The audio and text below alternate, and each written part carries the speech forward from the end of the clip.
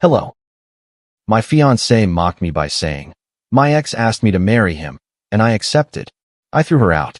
Later, when she found out he'd been cheating on her, she came begging to come back, so I gave her a lesson she won't forget.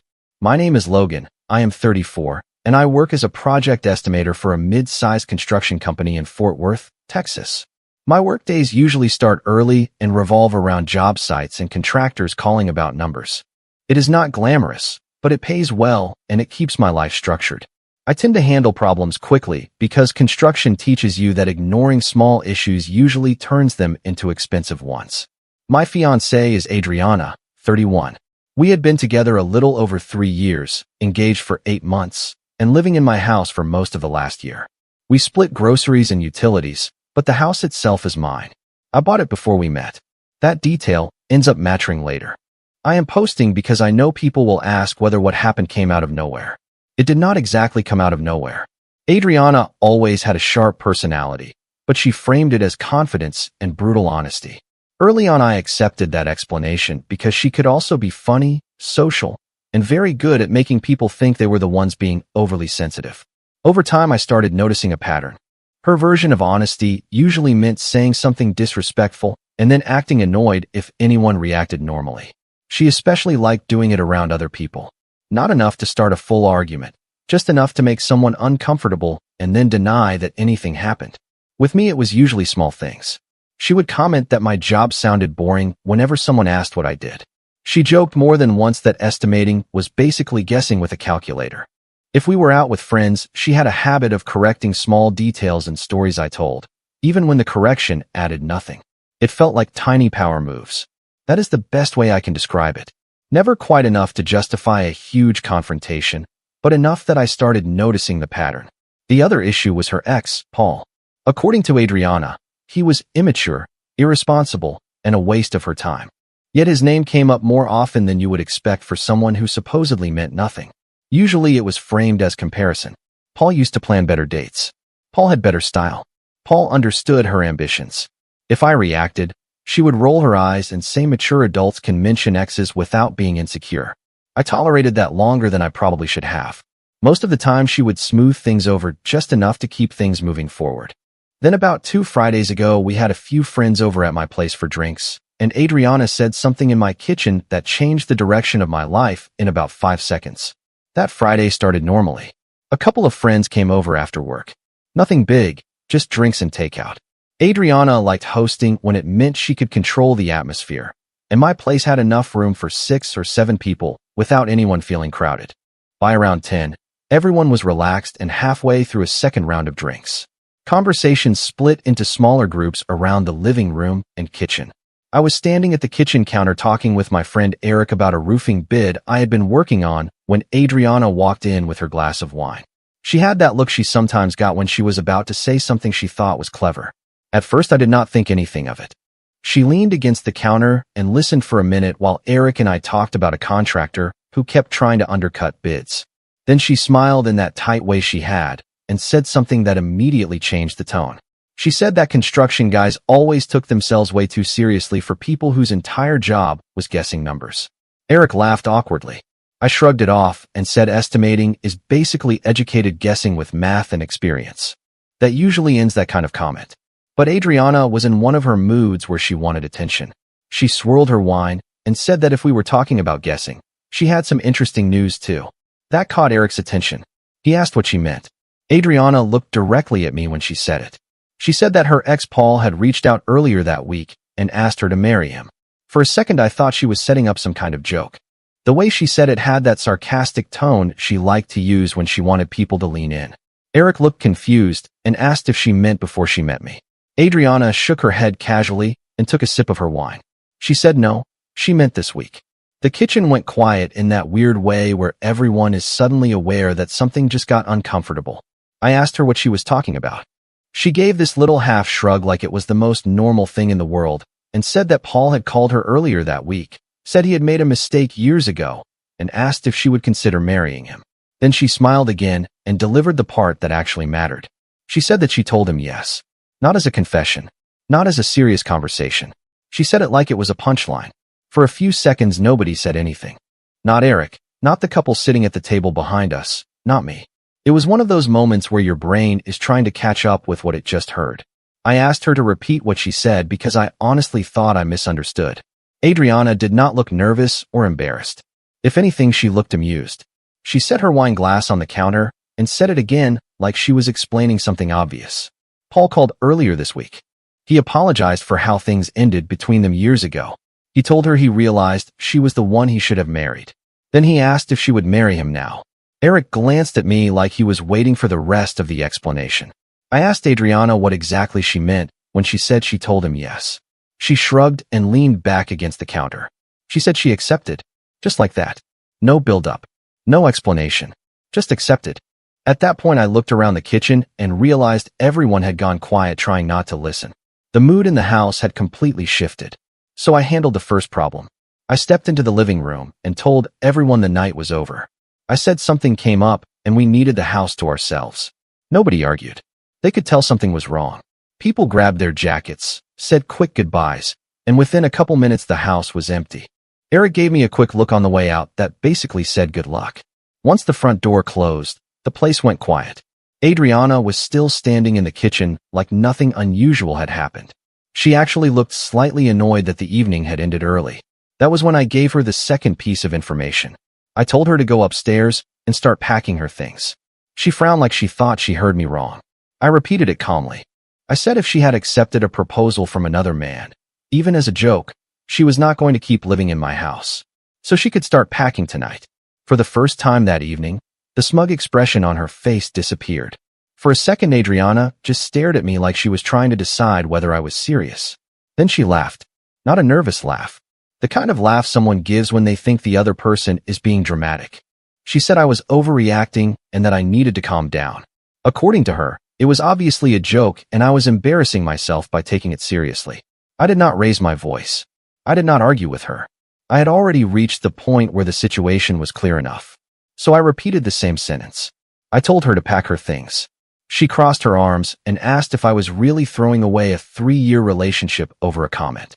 I told her I was ending the relationship because my fiancée had casually told another man she would marry him and then announced it in my kitchen like it was entertainment. Those were her choices, not mine.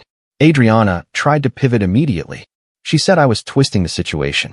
She said she never actually planned to marry Paul and that anyone with common sense would understand that. She kept repeating that it was a joke and that I was proving her point about me being too serious. At that point, there was nothing left to debate. I told her again that the house was mine and that she needed to pack her things tonight. She stood there for another moment waiting for me to back down. I did not. For the first time that evening, the confidence drained out of her expression. She realized I was not negotiating and I was not going to argue back and forth for hours. She went upstairs without another word.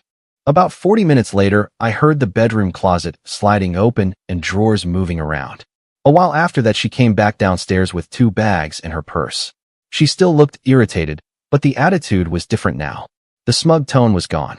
She said she was leaving and that I would regret acting like this once I calmed down. I told her I was already calm. She stood there for a second like she expected me to stop her at the door or soften the situation. I did not. So she grabbed her bags, walked out of the house, and drove away. Just like that, the engagement was over. I locked the door behind her, turned off the kitchen lights, and went to bed earlier than usual. What I did not realize at the time was that the situation with Paul was about to fall apart for her in a way she definitely did not expect.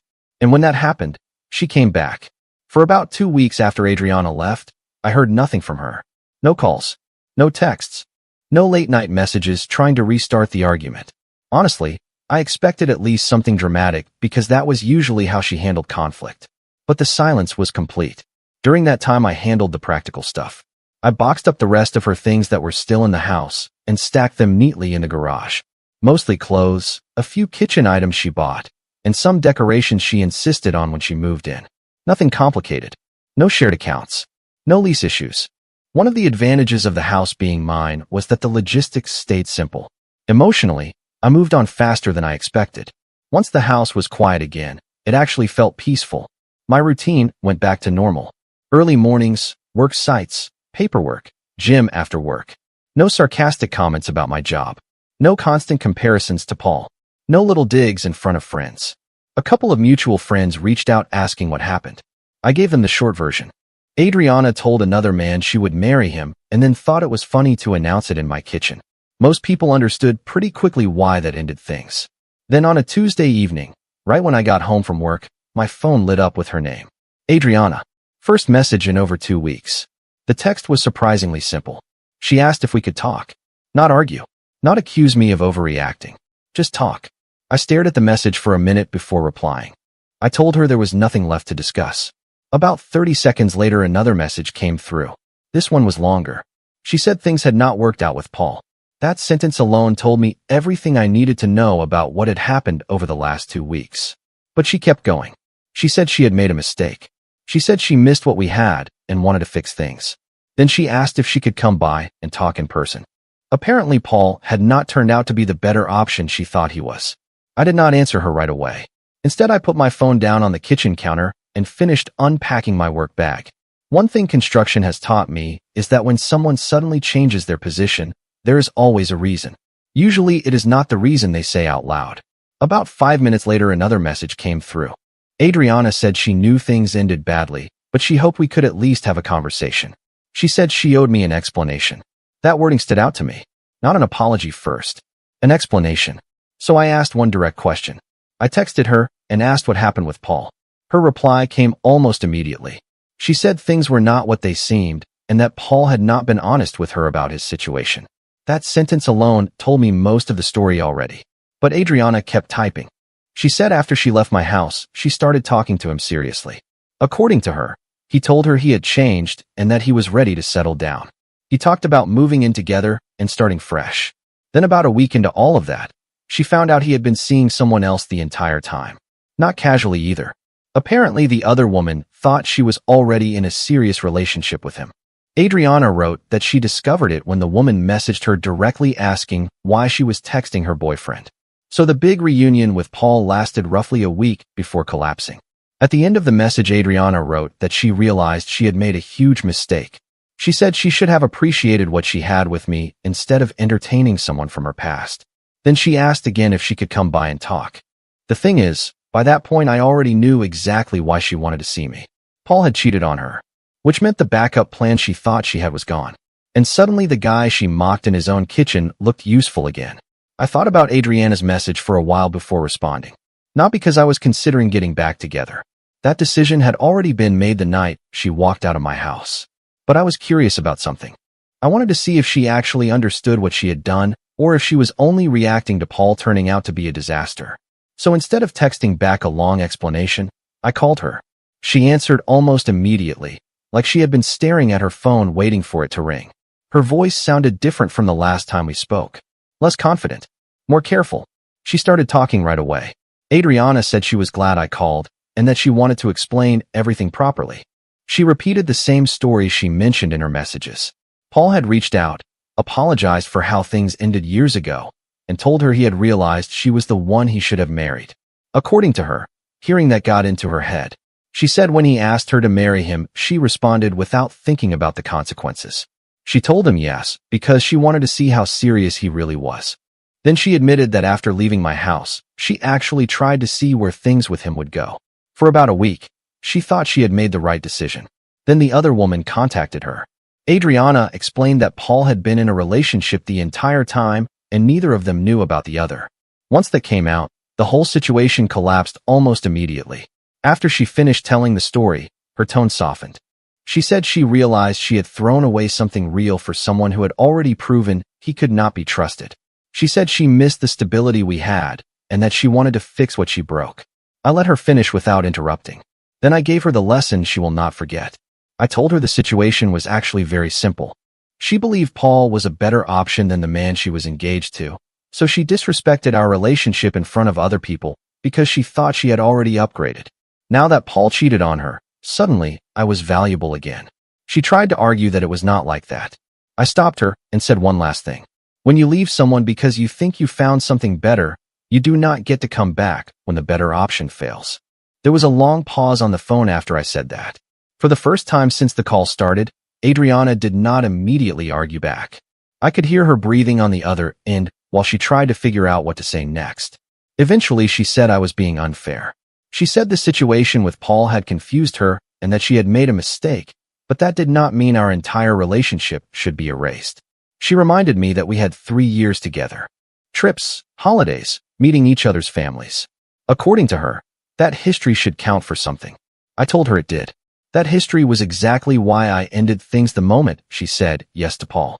Because someone who actually respects a 3-year relationship does not gamble it for attention from an ex.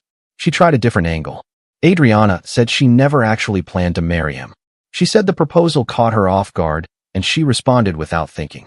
Then she said announcing it at my house had been a stupid attempt at humor. According to her, she expected me to laugh it off.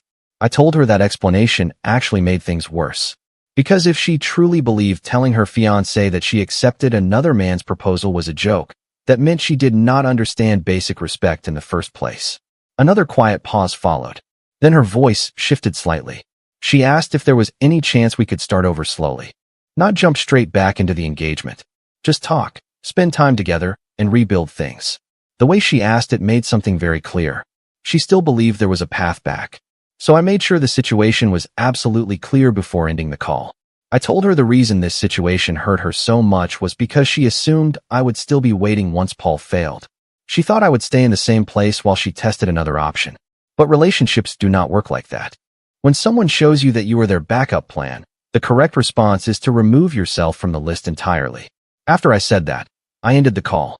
Then I opened my phone settings, blocked her number, and removed her from every place she could contact me.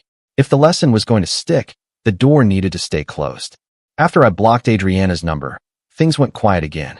That was the last direct conversation we ever had. For the next few weeks, my life went back to normal in a way that honestly felt better than before. My mornings started early like usual. Coffee, work truck, job sites around Fort Worth. Then evenings at home without tension or sarcasm waiting for me at the door.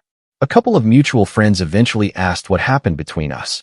Apparently, Adriana had been telling people that we had a misunderstanding and that I was refusing to talk to her. I did not argue with anyone about it. When someone asked me directly, I explained the situation once. My fiancé accepted another man's proposal and announced it in my kitchen. I ended the engagement. Most people did not have many follow-up questions after hearing that. About a month later, I heard the rest of the story through a friend who still had contact with her. Apparently, things with Paul had ended even worse than I originally thought. Once the other woman discovered Adriana, she contacted both of them. From what I was told, that turned into a mess of accusations, screenshots, and arguments between all 3 of them. Paul apparently tried to juggle explanations until both women compared messages and realized he had been lying to each of them in different ways. In the end, neither of them stayed with him. So Adriana did not just lose me. She also lost the guy she thought she was upgrading to. Hearing that did not make me feel happy or vindicated. Mostly it just confirmed what I already suspected. When someone behaves the way Paul did, the outcome is predictable. But the part that stuck with me was something else my friend mentioned. He said Adriana had told him she thought I would calm down after a few weeks and eventually call her. Apparently, she believed the relationship was too long and too stable for me to actually walk away permanently. That assumption turned out to be the biggest mistake she made in the entire situation. It has been several months since all of this happened. Life moved forward in a pretty normal way once the noise was gone. The house stayed quiet, my routine stayed steady, and I had more mental space than I realized I had been missing. When a relationship ends because of one clear decision, there is not much left to process afterward. You just adjust and keep going. Every once in a while, someone will ask if I regret how quickly I ended the engagement. My answer is always the same. No. The reason is simple. What Adriana did was not just a bad joke or a moment of poor judgment. It was a decision. She made that decision twice. First when she told Paul yes.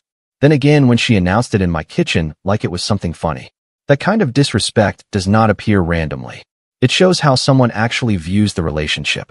If I had argued for weeks, begged her to explain herself, or tried to compete with Paul for her attention, the situation would have looked completely different. Instead, I made one decision and stuck with it. The result was very clear. She left thinking she had a better option. When that option collapsed, she expected the original one to still be available. It was not. That was the lesson she learned. You do not test whether the grass is greener somewhere else while still expecting the first lawn to remain untouched. Once you walk away from a solid relationship because you believe you found something better, the risk becomes yours to carry. In my case, the engagement ended the moment she said yes to someone else. Everything that happened after that was just the natural consequence of her own choices. And honestly, that level of clarity made moving on a lot easier than most breakups people go through.